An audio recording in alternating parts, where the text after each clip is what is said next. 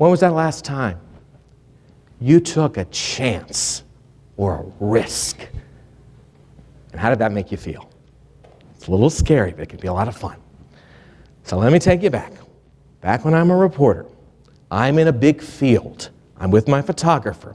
Also there, a police officer and a police dog. We've just done a story about how the two work together. I mean, police dogs are amazing. They can sniff out bombs, they can sniff out drugs. The officer and the dog, they're kind of like the odd couple. They actually live together all the time. It's just an amazing relationship. Dogs are so amazing. So we've done a story about these guys, and this was one of those days where we had a little more time to work on the story. So my photographer, he's starting to pack up. I'm talking to the officer saying, man, this is so cool. I mean, I really appreciate all you do. The officer, he kind of gets this glint in his eye. Maybe you've seen this happen from people before. He's kind of looking at me and goes, you want to try something? And I'm kind of looking over at my photographer, and he's kind of like, no, I don't think about this. And I look at the officer, and he goes, you want to get attacked by Killer? And I got to tell you, Killer is the name of the police dog. We've just done the story on it. So again, I look over at my photographer, and he's kind of like, and I look over at the dog, and the dog's kind of like, yeah, come on, bring it on. So it's kind of one of those out-of-body experiences where you hear this voice coming out of you that says, yes. So then, a second later, I am putting on a padded suit. Maybe you've seen these on some of these reality TV shows where it's kind of like you're covered in pillows. You feel a little like the Michelin Man. It's hard to move around, but the idea is you're protected from the dog in theory. More on that in just a second. So anyway, I am wearing the padded suit, feeling a little nervous. And the officer's like, okay, here's what we're going to do. I want you to run. I'm like, you want to run? He goes, yeah, just run. Killer will do the rest. So I start to run.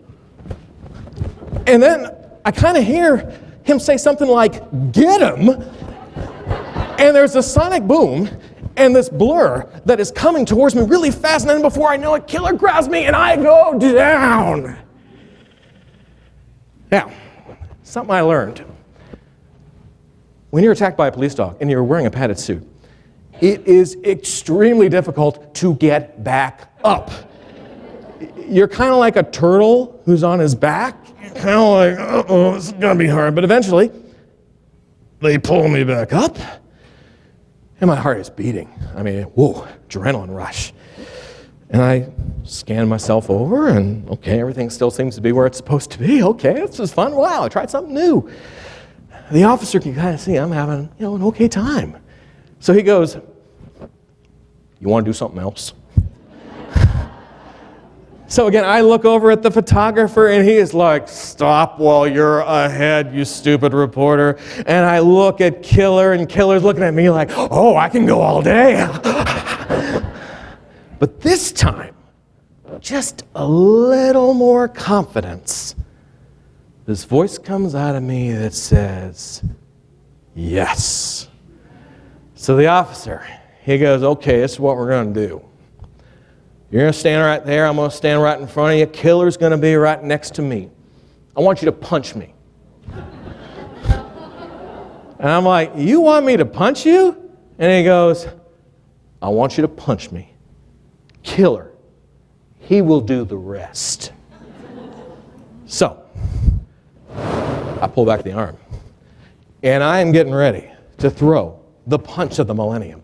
But just as that arm starts to come forward, Killer launches himself up into the air, grabs my arm, and I go down. Now, it should be said that the guy who stood up was different from the one who went down. Now, the next day, I'm taking a shower, I'm like, I'm bruised. Even with the padded suit, Killer's jaws are that strong. But the biggest mark wasn't a bruise that'd go away in a day or two. It was in my mind. Because I had tried something different. I had gotten out of my comfort zone. And you know what? I grew from that experience.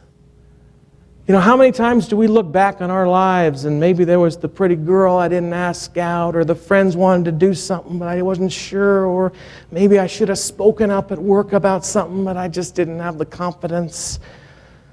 Well, maybe in today's pressure-packed world, there's a way that you can. So I want to encourage each and every one of you as we move on from this day and you go back to all your respective offices to think about that. Take that chance, to take that risk, and to make that change. Thank you very much.